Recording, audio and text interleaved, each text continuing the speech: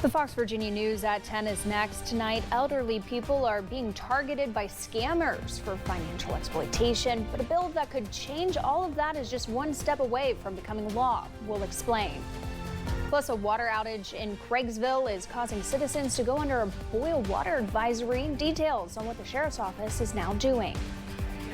And it's International Women's Day today, with multiple groups in Charlottesville coming together to celebrate. It's 10 o'clock, time for your Fox Virginia News. Now, Fox Virginia News at 10. Well, good Friday evening, everyone, and thank you so much for joining us tonight. I'm Alexia Williams. Ashley is off for the night. We'll get to all those stories in just a moment, but first, here's Travis with the Fastcast. And now, your CBS 19 Weather Authority forecast from the Bright Star Care Charlottesville Weather Center. Got some sunshine this morning, and then the clouds got progressively thicker during the course of the afternoon. Our highest today were only in the lower 60s, not as warm as previous days, but still about 5 to 8 degrees above seasonal normals. And speaking of temperatures right now, in the lower to middle 50s area-wide, 54 degrees in Charlottesville and Standardsville, Lake Monticello at 52, 50 in Orange, and 53 right now in Scottsville. So those clouds finally producing some showers. Most of them are south of the region right now, south of the 460 corridor, but the bulk of our next storm system is moving toward the New River Valley, and I do think after midnight we are going to get more widespread showers across central Virginia. So tonight will be cloudy, got a low around 44 degrees. The rain arriving between midnight and 6 a.m. on Saturday. The remainder of the day probably best suited on your couch, as it will be raining for most of the day, and high temperatures will only be in the lower 50s. We'll talk about how much rain will fall and what you can expect for the second part of the weekend in just a couple of minutes. All right, sounds good, Travis. Thank you. Our top story tonight, a bill protecting your parents and grandparents from scams is now on Governor Glenn Youngkin's desk. One of its features puts more pressure on the banks to protect their senior customers, and our Fox Virginia's Felicity Taylor has more on that impact. They come from that generation where if someone's in trouble, they're going to help them. More than 88,000 people over age 60 reported losing a combined $3.1 billion in elder financial scams. That's according to the Internet Crime Complaint Center's 2022 Elder Fraud Report. It really is sad for our seniors that they're an easy target and an easy victim. The Virginia General Assembly is hoping to change that by recently passing House Bill 692. The bill would allow elderly and vulnerable adults to keep a list of trusted persons at their bank that can be contacted in case of a financial emergency. It also would require bank staff to be trained on identifying and reporting suspected financial exploitation. Rachel Lawson with the Alzheimer's Association says dementia patients are more likely to get scammed. The association offers programs for the elderly and their caregivers to learn more about money management and how to recognize fraud. Bills piling up on the table, or getting a statement in the mail and noticing that there are significant charges where money has been sent to particular places. Felicity Taylor, Fox Virginia News. The suspect in a 2023 homicide now pleading guilty in Charlottesville Circuit Court today.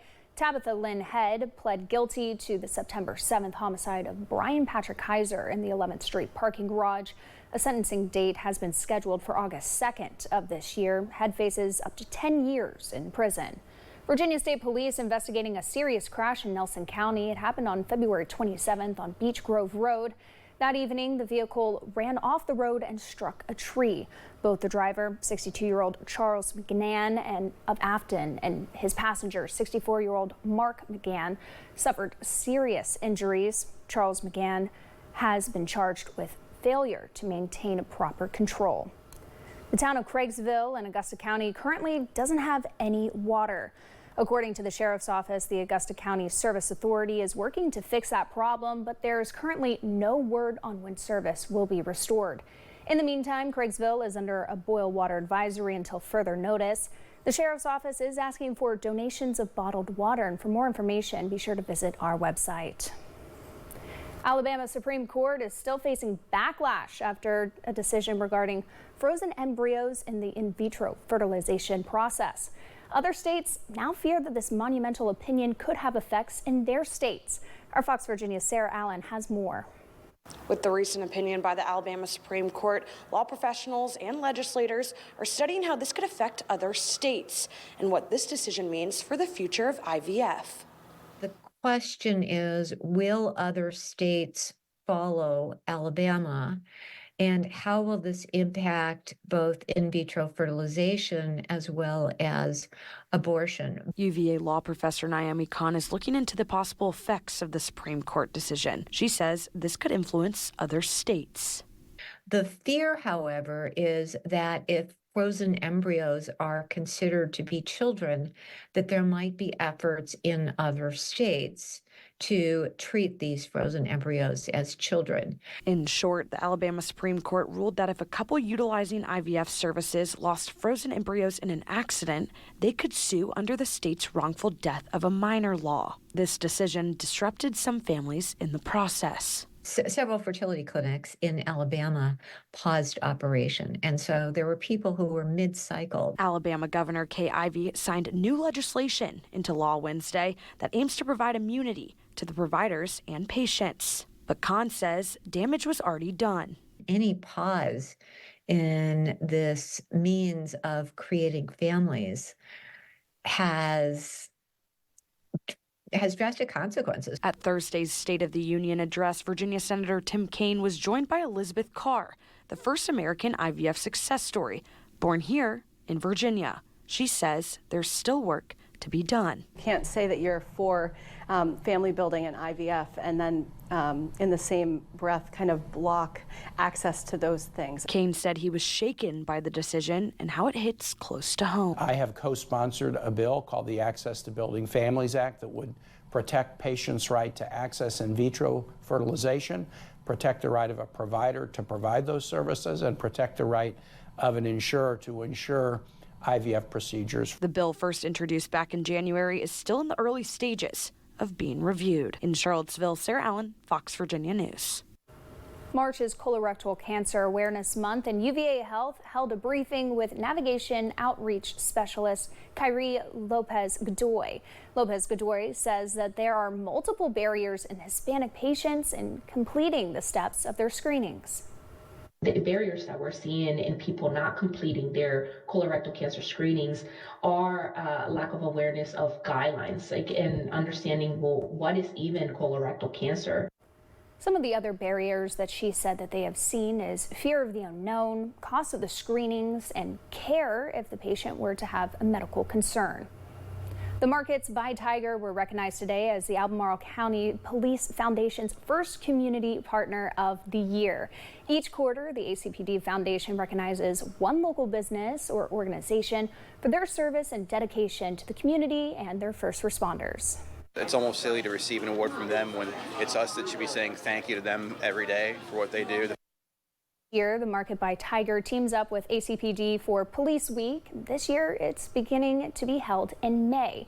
ACPD Foundation President Kate Kaminsky said that they are grateful for the partnership and looking forward to future events. Well, today is International Women's Day, and groups throughout Charlottesville came together to celebrate. One group was International Neighbors. International Neighbors helps newcomers to the United States with the skills and networks that they need to thrive in the Charlottesville community. Many guests at the event were Afghan women. One woman is just 22 years old. She came to the U.S. about 5 months ago. She wrote a poem in her native language about International Women's Day and women's rights in Afghanistan. In Afghanistan, I couldn't publish my articles because of the limitation I had there. All of them were hidden in one of my notebook, but now I have decided to publish all of them. Such an inspiring group of women that are often overlooked or unheard, and so we wanted to make sure that we could all come together and celebrate just awesome women. International Neighbors helps 40 families a year. Many of them go on to be volunteers to help those newcomers. Well, there's only one more week to try out for the CrossFit World Competition Games. Take a look.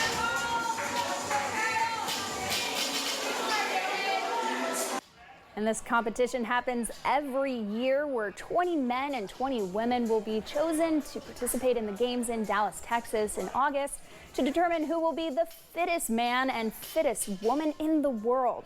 Martha Redinger, the owner of CrossFit Trainer at X Park, says that she's competed in this game 4 times, and it's a good experience for people of all skill levels.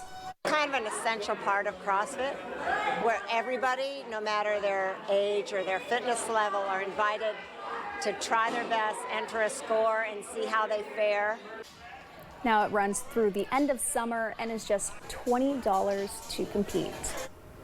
In the sky, what do you see? Is it a bird? Is it a plane? Potentially, it could be even some trouble. Troubles in the skies this week for United Airlines. I'm Connor Hansen in New York, and I'll have the latest on plane safety concerns ahead of spring break. Third of 3 systems in a 7-day stretch about to move through central Virginia, making for a soggy Saturday. But it's going to be it on the rain for a while. Several days to dry out following and a warm up too, and I'll tell you all about it after this.